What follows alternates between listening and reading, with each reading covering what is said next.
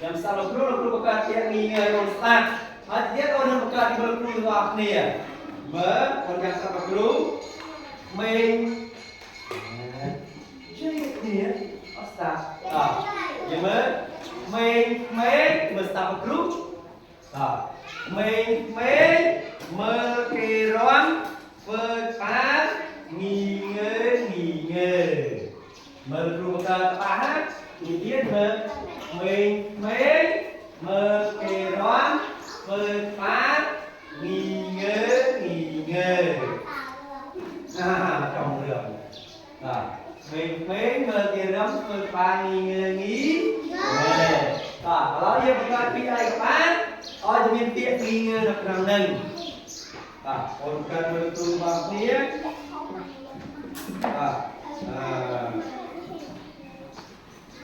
Ôn chăm còn phanh pia nghỉ ngơi rất là đầy cru bậc các bạn cũng lấy con mình dạy ra chuyện ý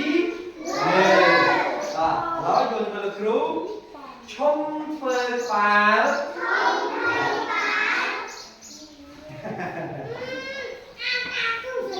rồi an tam cru từ đây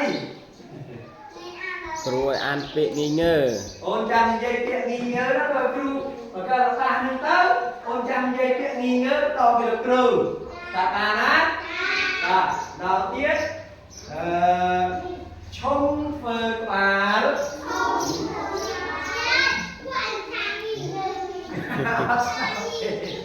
và đuôi ông tham gì vậy? Nghi ngờ, sao mình sẽ làm cái nghi ngờ, ta phải ta trong rồi, mà trong phơi phá mà ra tiếp trong phơi phá rồi mình vừa mà tha đi ôi tha chuyện gì mà ra tiếp trong phơi phá rồi mình vừa màแล้ว